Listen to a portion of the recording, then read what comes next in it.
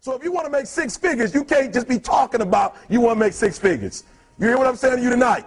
If you do the 3 things I tell you to do tonight, I guarantee you, whatever it is you want to do in life, you'll be able to do. You will be able to accomplish whatever you want to academically, financially, relationally, whatever. So 3 things. All right, now I'm going to tell you this story. I got to get out of here. And the story is about, you guys have probably heard about this before. It was a young man who, he wanted to make a lot of money, and so he went to this guru, right? And he told the guru, I want to be on the same level you on. And so the guru said, if you want to be on the same level I'm on, I'll meet you tomorrow at the beach at 4 a.m. He like, the beach? I said, I want to make money. I don't want to swim. Guru said, if you want to make money, I'll meet you tomorrow, 4 a.m. So the young man got there at 4 a.m. He all ready to rock and roll, got on the suit. He should have worn shorts. The old man grabs his hand and said, how bad do you want to be successful? He said, real bad. He said, walk on out in the water. So he walks out into the water. Watch this. When he walks out into the water, it goes waist deep. So he like, this guy crazy. Adrian, like, I want to make money. He got me out here swimming. I didn't ask to be a lifeguard. I want to make money. He got me in. So he said, come out a little further. Walked out a little further. Then he had it right around this area, the shoulder area. So this old man crazy. He's making money, but he crazy. He said, come on out a little further. Came out a little further. It was right at his mouth. My man like, I'm about to go back in here. This guy is mine. So the old man said, I thought you said you wanted to be successful. He said, I do. He said, walk a little further. He came, dropped his head in, held him down, hold him down. My man getting scratching, holding him down. I got you. I know you brushed it out, but I got you. He had him held down. I need you for an illustration. He had him held down. Just before my man was about to pass out, he raised him up. He said, I got a question for you. Somebody answer the question for me. He said, when you were underwater, what did you want to do? Lee, I'm looking for a different word though than lip. What's that word? He said, I wanted to breathe. He told the guy, he said, when you want to succeed as bad as you want to breathe, then you'll be successful. I don't know how many of y'all got asthma in here today, but if you ever had an asthma attack before, you short of breath, SOB, shortness of breath, you wheezing. The only thing you trying to do is get some air. You don't care about no basketball game. You don't care what's on TV. You don't care about nobody calling you. You don't care about a party. The only thing you care about when you're trying to breathe is to get some fresh air. That's it. And when you get to the point where all you want to do is be successful as bad as you want to breathe, then you'll be successful. And I'm here to tell you, number one, that most of you say you want to be successful, but you don't want it bad. You just kind of want it. You don't want it badder than you want to party. You don't want it as much as you want to be cool. Most of you don't want success as much as you want to sleep. Some of you love sleep more than you love success. And I'm here to tell you today, if you're going to be successful, you've got to be willing to give up sleep. You got to be willing to work off for 3 hours of sleep, 2 hours. If you really want to be successful, some days you're going to have to stay up 3 days in a row. Because if you go to sleep, you might miss the opportunity to be successful. That's how bad you got to want it. You got to go days without, listen to me, you got to want to be successful so bad that you forget to eat. Beyonce said once she was on the set doing her thing, 3 days had gone by, she forgot she didn't eat. Because she was engaged. I'll never forget when 50 Cent was doing his movie, I did a little research on 50, and 50 said that when he wasn't doing the movie, he was doing the soundtrack. And they said, when do you sleep, 50? Sleep, he said, sleep. Sleep is for those people who are broke. I don't sleep. He said, I got an opportunity to make a dream become a reality. Football players, how many football players?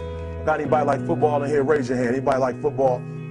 Emmitt Smith. I used to be a Cowboy fan before they did my boy Tom Landry wrong. I used to be a Cowboy fan. And watch this, there was a commercial. Emmitt Smith had won his first Super Bowl, and he had this commercial when he was lifting weights. I don't know if you saw the commercial when he was lifting, and Emmitt said, you know what?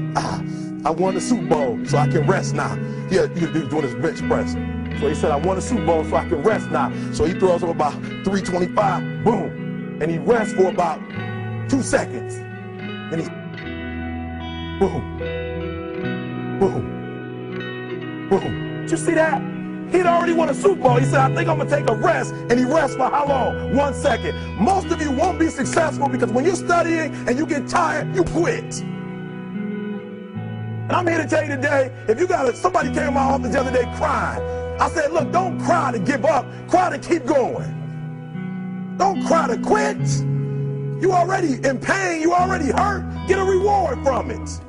Don't go to sleep until you succeed. Listen to me. I'm here to tell you today that you can come here, you can jump up, you can do flips, you can be excited when we give away money. But listen to me, you'll never be successful until I don't have to give you a dime to do what you do. You won't be successful until you say, I don't need that money, because I got it in here. So listen to me. Emmett Smith said this at the end of the commercial. Emmett Smith said, all men are created equal. Some work harder in preseason. I'm going to say it again because you might have missed it. All men are created equal. Some work harder in preseason. So that means that there are some people who are going to see the professor, going to see the TA. And even when the professor says, I don't meet with you, my TA meets with you, you say, I don't want to talk to your TA. I don't pay the TA. I pay you to teach me. So you're going to have to find some time to meet me. If I got to meet you at the mall, if I got to meet you at your house, you are going to see me. Listen to me. All men are created equal. Some work hard in preseason. When I went to college, guys were way smarter than me. 4.0s, 3.0s. They went to the Ivy League high schools, came to Oakwood from these great high schools. Most of them are not doing what I'm doing. Why? Because it's not about where you come from. It's about heart. You come to a place where, being smart ain't enough. You got to have heart. That's number one. Watch number two. Number two, catch number two. I wrote it down. I wanted to make sure you got it. It says, watch this. We're talking about sacrifice now. The important thing is this. You're right in why I'm saying it, because I only have about 3 more minutes. Listen to me. The most important thing is this. To be able at any moment to sacrifice what you are for what you will become. That's the number 2 thing. You got to catch that one. To be able to, listen to me, at any moment.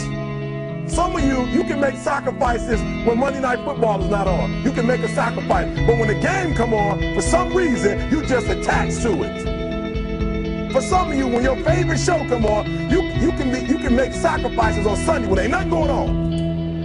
But when your favorite show comes on Monday, bam, some of you focus until the phone ring, and then you like, I gotta answer it. If I don't answer the phone, I'm gonna die. I'm saying to you today that there's some of you, if you give up your cell phone, you would be successful. But your cell phone is more important to you than your success. I'm gonna say it again. I'm gonna hurt somebody. Some of you need to give up your cell phone, because the time you spend on your cell phone could be used for your success. The time you could be using to be successful, you're using it on the cell. And the cell phone is not bringing you nothing but a bill. And somebody has told you you couldn't live without it. I'm talking about going deep now, giving up stuff. Watch what it says. To be able at any moment to sacrifice what we are for what we could be. I don't do well in math. You're right. You ain't never studied. I'm not good in writing because you have never written before. But I dare you to fail in writing for a whole year to see if you can get to the end. I dare you to fail. I dare you to take that same class over and over again. I dare you to stop dropping classes like you soft. Always want to give up. I'm dropping. Why are you dropping? I'm so grateful that the slaves didn't drop and quit. Say, I'm just going to stop. I'm a slave. I'm just going to be a slave. I'm going to quit. Listen to me. The slaves said, we will live because one day we will become. We won't always be slaves. So today, although we're slaves, we're going to act like we're free. And one day, our children will be free. If the slaves would have just said, we quit, we give up, we would have died in the Middle Passage. But some slaves said, I don't care what we go through, we're going to survive this. 400 years of slavery, we're going to get through this. And you can't get through it 1825. You can't get through a writing class, and you got tutor after tutor, resource after resource. The problem is, you ain't never felt no pain before. You're soft. It's a soft generation. You quit on everything. Our people did not quit. Harriet Tubman not only made it, she went back and got some more.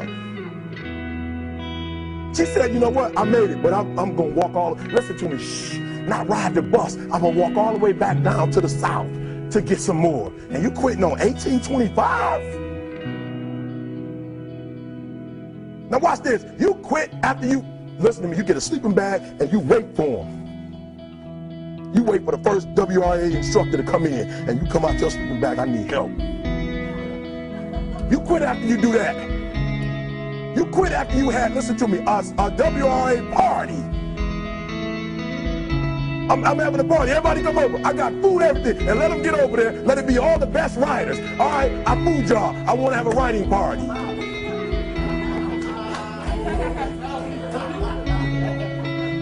I'm serious. You quit and you ain't even tried yet. Last one. I'm sorry. Last one. Listen to me. Pain is temporary. It may last for a minute or an hour or a day or even a year. But eventually, it will subside, and something else will take its place. If I quit, however, it will last forever. Listen to me, I'm telling you as I leave. I was homeless for 2.5 years. And the problem with most of you never felt no pain before. Y'all spoiled. Y'all spoiled. Some of y'all spoiled, just bottom line. Your parents have done everything for you. You never had to do nothing for yourself. You're spoiled. We're going to keep it real tonight. Some of you are spoiled brats. Every time you ever got in trouble, somebody in your house got you out of it. Every time you've done something you're not supposed to do, people say, Eric, your mother's a tyrant. You're right. She kicked me out. You're right. She's mean, but she developed a man because she put me out there and said, you're going to have to grow up. And some of you have never learned to grow up. And so every time something get hard, you quit, you call mama. I dare you to take a little pain. I dare you. I dare you not to go home. Somebody said, I don't go home, I feel bad. Go through it. You ain't gonna die. At the end of pain is success. You're not gonna die because you're feeling a little pain. I'm not eating like I eat at home. That's why you're about to go to the next level, because if you keep eating like you ate at home, you'll keep being a boy or a girl. It's time to become man, woman. So don't worry about a little pain. My greatest asset is I was homeless. So I can't feel a whole lot of pain. I've already been alone. There's not a whole lot of hurt I can feel on a little paper, on a little test. So I leave you, listen to me. We have gotten to a point where it's midterms and we're moving forward. The days of you getting money, I'm not saying we quitting, but I'm saying the day has got to go from external to internal. You have to give it everything you got. No more TV, no more parties, no more playing. If you don't have a 4.0, what you need to be doing is studying. Get off the phone. I'm sorry, I'm not available until the end of this year. No, I'm for real. You reached the right number, but you called me at the wrong time. Call me back January 1st. I'm about to get busy now. Huh? I want you to have a countdown of your own and say when the countdown is over, we're the real, watch me, because when I was homeless, I knew something was wrong. I knew that wasn't the best of me. And one day I said, will the real Eric Thomas please stand up? Will the real Eric Thomas please stand up? Stop being this high school dropout. Stop giving up. Stop sleeping on the street. Stop walking up and down Fecal Avenue like you ain't got nothing, and get your GED. Stop being afraid to take a test. Stop being afraid to go to college because your daddy didn't go and your mama didn't go.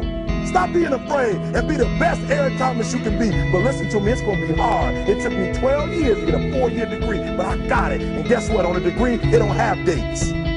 So if it took you 4 and it took me 12, it don't show up nowhere.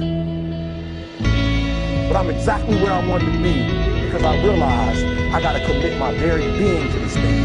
I gotta breathe it, I gotta eat it, I gotta sleep it. And until you get there, you'll never be successful in life. But once you get there, I guarantee you, the world is yours. So work hard and you can have whatever it is you want. Thank you guys for your time.